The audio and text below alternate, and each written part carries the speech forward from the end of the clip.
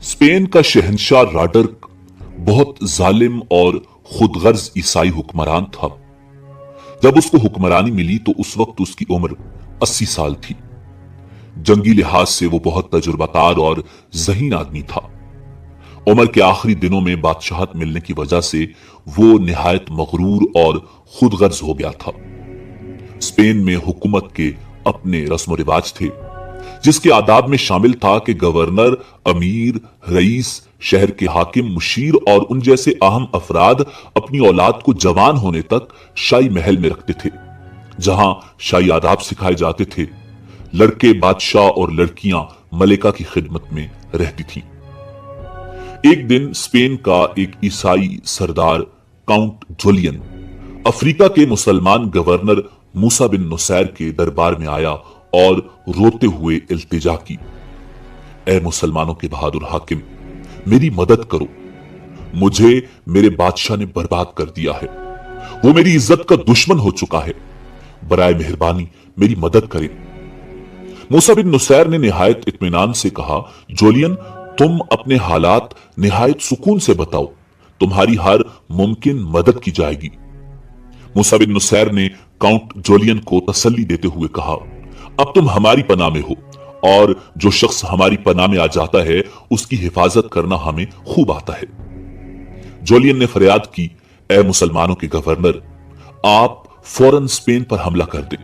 वहां के लोग आपकी दिल से मुकम्मल हिमायत करेंगे। उन लोगों को जालिम हुक्मरान से निजात दिलाएं।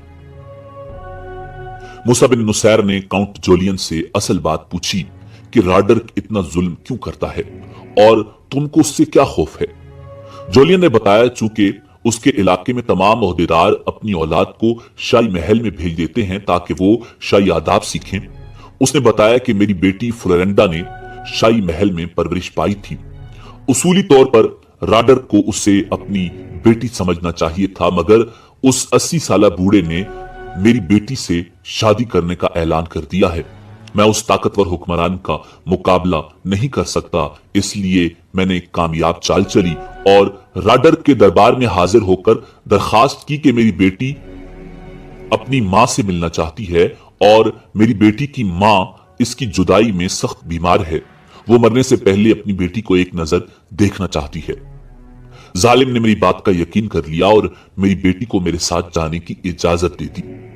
मैं अपनी बेटी को उस जालिम बूढ़े हुक्मरान से छुड़ाकर एक महफूज किले में ले आया हूं, जहां मेरी बेटी अपने ऊपर होने वाले तमाम मजालिम की दास्तान सुनाती है, जिसको सुनकर मुझे उस जालिम का वजूद इस जमीन पर बोझ लगने लगा है। मैं अपनी बेटी के साथ उस जालिम का शिकार होने वाले तमाम लोगों की मदद करने की नीयत से, ए मुसलमानों के बादशाह, आपके पास आया हूं। मूसा बिन नुसैर अपने करीबी साथियों से मशवरा किए बगैर स्पेन पर हमला नहीं करना चाहता था, लेकिन उसे यह भी इल्म था कि अल्लाह ताला की मजलूम मखलूक को तंग करने वाले की क्या सजा होनी चाहिए। इसलिए मूसा बिन नुसैर ने अपने करीबी साथियों से मशवरा करके दरबार खिलाफत की तरफ एक तेज रफ्तार कासिद भेजा ताकि वो जंग की इजाजत लेकर फौरन वापस आ जाए। काउंट जोलियन ने मूसा बिन नुसैर को यह भी यकीन दहानी करवाई कि अगर मुसलमानों ने स्पेन पर हमला किया तो वो किला सप्ता की चाबियां मुसलमानों के हवाले कर देगा। किला सप्ता बहुत अहम किला था। इसको यूरोप की चाबी कहा जाता था। यह किला इतना मजबूत था कि इसकी दीवारों को भारी से भारी वजन भी कोई नुकसान नहीं पहुंचा सकता था।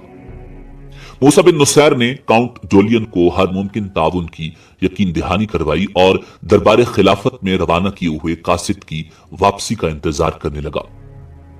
नाजरीन, उस वक्त वलीद बिन अब्दुल मलिक मुसलमानों के खलीफा थे। मूसा बिन नुसैर ने अपने खास बंदों को स्पेन के हालात जानने के लिए भी भेजा ताकि काउंट जोलियन की बातों की सच्चाई मालूम हो सके।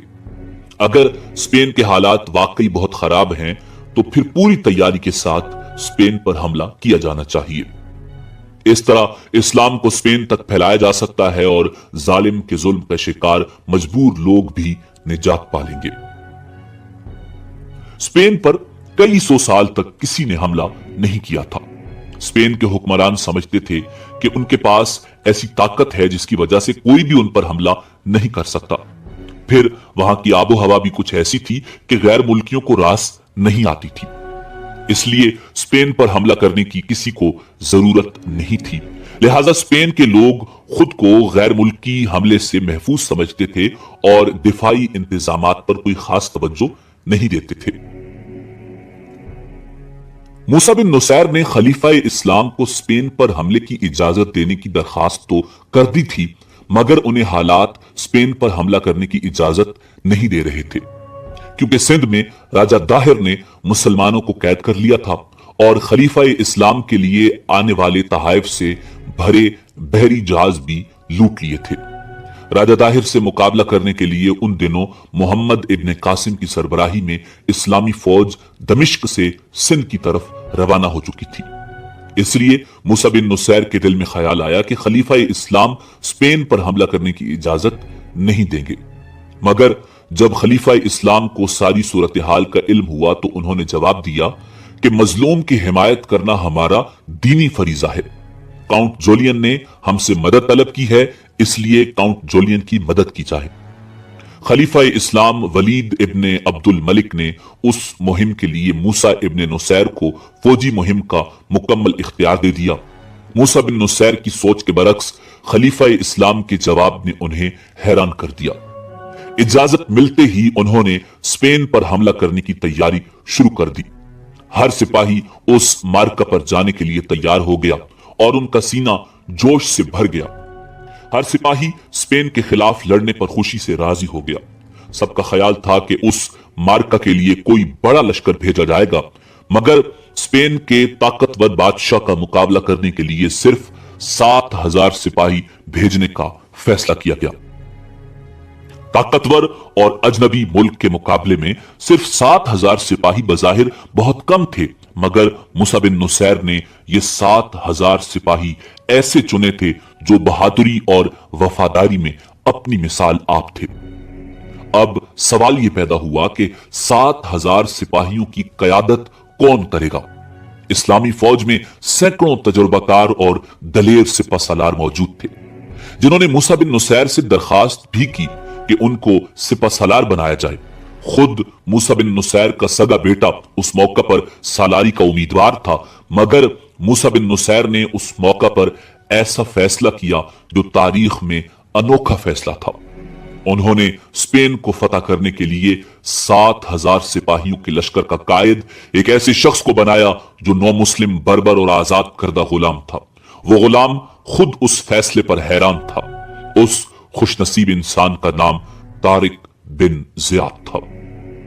सब लोग उस फैसले पर हैरान थे, क्योंकि मूसा बिन नुसैर ने अपने सगे बेटे पर उस नौ मुस्लिम आजाद करदा गुलाम को तरजीह दी थी। बेशक इस्लाम में इंसानी वकार की ये लाजवाब मिसाल थी। मूसा बिन नुसैर ने तारिक बिन जियाद के नायब का ओहदा मुगीस रूमी को दिया, जो उम्र में तारिक बिन जियाद से बड़े और खानदानी मुसलमान थे। उन्हें अंदाजा था कि तारिक बिन जियाद की नजर बहुत बुलंद और मुस्तकिल मिजाज है। तारिक बिन जियाद ने सिपह सालारी मिलने पर अल्लाह रब्बुल इज्जत की बारगाह में दुआ की, ए मालिक दो जहां, मुझे हिम्मत और तौफीक अता फरमा। जो जिम्मेदारी मुझे दी गई है उसको पूरा करने की हिम्मत दे, आमीन। तारिक बिन जियाद को स्पेन पहुंचने के लिए समंदर पार करना था। तमाम सिपाही अपने सिपह सालार की कयादत में समंदर का सीना चीरते हुए मंजिल की तरफ रवाना हो गए। स्पेन के साहिल पर जहां लश्कर ने पड़ाव किया, उस पहाड़ी का नाम जबल तारिक पड़ गया, जिसको अंग्रेजी में जबराल्टर कहते हैं। स्पेन की तरफ सफर करने से पहले तारिक बिन जियाद को एक मुबारक ख्वाब दिखाई दिया, जिसमें नबी करीम रऊफुर रहीम सल्लल्लाहु अलैहि वसल्लम ने स्पेन को फतह करने की बशारत दी थी। ये 5 रजब 92 हिजरी का दिन था जब इस्लामी फौज स्पेन के साहिल पर उतरी। उस वक्त बहरी जहाज नहीं होते थे, सिर्फ बहरी कश्तियां हुआ करती थीं। जब इस्लामी लश्कर स्पेन के साहिल पर उतरा तो तारिक बिन जियाद ने ईमान अफरोज खिताब किया और कहा, अभी वक्त है, मैं तुम लोगों को अच्छी तरह गौर व फिक्र करने का मौका देता हूं। मैं तुम सबको बता दूं कि ये मामूली मुहिम नहीं है। हम यहाँ अजनबी हैं, यहाँ के रास्तों का हमें इल्म नहीं है। हर तरफ मुख्तलिफ मुश्किलात पेश आ सकती हैं। हम तादाद में बहुत कम हैं, जबकि ईसाइयों के पास भारी जंगी सामान है। मैं तुम पर सख्ती नहीं करता, अच्छी तरह सोच लो और फैसला कर लो। अभी वक्त है। मैं तुम में से जो वापस जाना चाहता है उसे जाने की इजाजत देता हूं। इस्लामी लश्कर ईमानी जज्बे से भरपूर था, इरादे मजबूत थे। तारिक बिन जियाद ने अपने सिपाहियों का हौसला बुलंद देखा तो उसने शुजाअत और हिकमत अमली की अनमोल मिसाल कायम की। लश्कर इस्लामी के सिपह सालार ने निहायत हौसले से हुक्म दिया कि जिन कश्तियों पर सवार होकर हम यहां आए हैं उन सबको आग लगा दी जाए। इस्लामी लश्कर ने अपने सिपह सालार के हुक्म पर किसी भी किस्म का एतराज न किया और फौरन तमाम कश्तियों को जला डाला। देखते ही देखते तमाम कश्तियां जलकर राख बनकर समंदर के पानी में डूब गई। तारिक बिन जियाद ने अपने सिपाहियों को वापस जाने का मौका तो दिया था, मगर तमाम लोग जिहाद के जज्बे से यहां आए थे, इसलिए उन्होंने वापस जाने के बजाय लड़ने को तरजीह दी। तारिक बिन जियाद ने अपने सिपाहियों से कहा, हम इस अजनबी सरजमीन पर फतह का मकसद लेकर आए हैं। हमें फतह जरूर मिलेगी। हमें किसी भी मौका पर हौसला नहीं हारना, बल्कि इन जालिम ईसाइयों के खिलाफ जिहाद करना है जिन्होंने इंसानियत पर जुल्म की इंतहा कर दी है, मजलूमों पर जुल्म के पहाड़ तोड़े हैं। इंशाअल्लाह हम यहां फतह हासिल करने में अल्लाह ताला की मदद के साथ आए हैं और हमें फतह हासिल होगी। हमने वापसी के तमाम रास्ते और जरिए बंद कर दिए हैं। अपने सिपह सालार का खिताब सुनकर इस्लामी लश्कर के सिपाहियों को एक नया वलवला और जज्बा मिला। कश्तियां जलाने का फैसला तारिक बिन जियाद की शुजाअत की अक्कासी के साथ साथ उनकी जहानत का भी सबूत था, क्योंकि वो जानते थे कि उनके लश्कर की तादाद बहुत कम है। कहीं वो ईसाई फौज की भारी तादाद देखकर घबरा न जाएं। इसलिए उन्होंने वापसी के लिए कोई रास्ता न छोड़ा ताकि शहादत का जज्बा लेकर आने वाले सिपाही अपने नेक मकसद में कामयाब हो सके। फिर तारिक बिन जियाद को वो ख्वाब भी याद था जिसमें रसूल कायनात इमामुल अंबिया जनाब मुहम्मदुर रसूलुल्लाह सल्लल्लाहु अलैहि वसल्लम ने उन्हें यकीन दिलाया था कि स्पेन की फतह जरूर होगी। इसलिए उनके दिल में किसी किस्म का कोई खौफ नहीं था, वो पुरुम्मीद थे। फिर इस्लामी लश्कर का हर सिपाही ये जान चुका था कि हमने स्पेन को हर हाल में फतह करना है। अब हमारा एक ही मकसद है, फतह या शहादत। अभी तारिक बिन जियाद इर्द गिर्द के माहौल और खूबसूरत मनाजिर को देख रहे थे, जिससे इस्लामी लश्कर के दिलों में उस खित्ते की खूबसूरती बस चुकी थी। इस्लामी लश्कर पहाड़ों के दामन में उतरने लगा तो एक आदमी जर्द रंग का रेशमी लिबास पहने उनके सामने आ गया। उसका चेहरा बेचैनी और परेशानी की वजह से मुरझाया हुआ था। उसको देखकर इस्लामी लश्कर के सालार आजम तारिक इब्ने जियाद चलते चलते रुक गए। उन्होंने अपने करीबी साथी और मुशीर मुगीस अर्रूमी, जो ईसाई से मुसलमान हो चुका था, उससे कहा, मुगीस, ये आदमी ईसाई लगता है। मुगीस अर्रूमी ने आने वाले आदमी को गौर से देखा और हां का इशारा कर दिया। तारिक बिन जियाद ने उससे कहा कि वो आदमी के पास जाए और उसके आने का मकसद पूछे। मुगीस अर्रूमी आने वाले शख्स की जानिब बढ़ा और उससे थोड़ी देर बातचीत करके उसको अपने साथ लेकर अपने सालार आजम तारिक इब्ने जियाद के पास आया। तारिक ने सवालिया नजरों से उस आदमी की तरफ देखा तो उसने हाथ जोड़कर कहा, मैं एक दरखास्त लाया हूं। अगर आप मेरी मदद करें तो आपका मुझ समेत पूरी इंसानियत पर एहसान होगा। तारिक बिन जियाद ने मुस्कुराते हुए उससे कहा, अपनी सारी बात खुलकर बताओ, क्योंकि मजलूमों की मदद ही के लिए हम यहां आए हैं। आने वाले आदमी ने अपना नाम अमामन बताया और निहायत गमनाक आवाज में कहा, मैं ईसाई हूं। हमारे जालिम बादशाह राडर के साथियों ने मेरी सारी दौलत छीन ली है। उन्होंने मेरी दौलत लूटने के बाद मेरी इकलौती बेटी को भी अगवा कर लिया है। ये कहकर अमामन की आवाज भर गई और उसकी आंखों से आंसू जारी हो गए। तारिक बिन जियाद अपनी जगह से उठा और आगे बढ़कर अमामन के कंधे पर हाथ रखते हुए कहा, अमामन, तुम गम मत करो, हम तुम्हारी बेटी को जालिमों से जरूर आजाद करवाएंगे, मगर इससे पहले मुझे अपने बादशाह राडर के किरदार और रवैये के मुतालिक कुछ बताओ। अमामन ने तारिक बिन ज़ियाद की तसल्ली आमेज गुफ्तगू सुनकर कहा, ए नेक मुसलमान, जब से इस जालिम बूढ़े ने इस मुल्क की बादशाहत संभाली है, तब से किसी की जान माल और इज्जत महफूज नहीं रही। इसने जुल्म और सितम का बाजार सजा रखा है और जवान लड़कियों को अगवा करवाता है। तारिक बिन ज़ियाद ने अमामन की बात सुनी और बोला, राडर की उम्र कितनी है? अमामन ने कहा, 80 साल के करीब का होगा, कब्र में टांगे हैं, मगर जुल्म की इंतहा कर रहा है। तारिक इब्ने ज़ियाद ने अमामन की पूरी बात सुनी और कुछ सोचते हुए बोला, क्या तुम्हारी बेटी को राडर के साथी वरगला कर ले गए हैं या उसको जबरदस्ती ले गए हैं? अमामन ने हाथ जोड़कर रोते हुए कहा, ए नेक दिल सिपाही, मेरी मासूम बेटी मुझे पुकारती रही, मगर वो गुंडे उसको जबरदस्ती साथ ले गए। मैंने अपनी बेटी को उनके चुंगल से छुड़वाने की कोशिश की तो उन्होंने मुझे इस जोर से धक्का दिया कि मैं दीवार से टकराया और गिरकर बेहोश हो गया। उन जालिमों ने मेरे घर में सारा माल लूट लिया और मेरी बेटी को अपने साथ ले गए। मुझे अपनी बेटी की फिक्र खाए जा रही है। मैं इस गम में जहनी तवाजुन खो रहा हूं। आपको अपने प्यारों का वास्ता मेरी जरूर मदद करें। यह कहकर अमामन जोर से रोने लगा। तारिक बिन ज़ियाद ने आगे बढ़कर उसे गले लगा लिया और तसल्ली देते हुए कहा, इंशाअल्लाह बहुत जल्द तुम्हारी बेटी तुम्हें मिल जाएगी।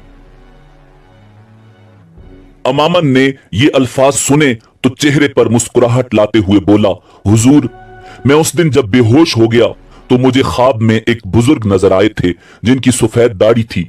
उन्होंने मेरे सर पर हाथ फेरा और कहा, अमामन, तुम गम न करो, तुम्हारी मासूम बेटी को आजाद करवाने वाले अब तुम्हारे मुल्क में आ चुके हैं। तुम सब्र करो, वो बहुत जल्द तुम्हारी मदद करेंगे। मैंने खुशी से उन बुजुर्ग के पांव पकड़ लिए और दरखास्त की कि मुझे मेरे मोहसिन इंसान का हुलिया बता दें ताकि मैं पहचान लूं। उन्होंने कहा कि उन नेक इंसानों के सर पर पगड़ियां, अमामा और चेहरे पर दाढ़ी होगी। उन्होंने लंबा लिबास पहना होगा और उन्हें मुसलमान कहते हैं। फिर उन्होंने मेरी फरमाइश पर इस मकाम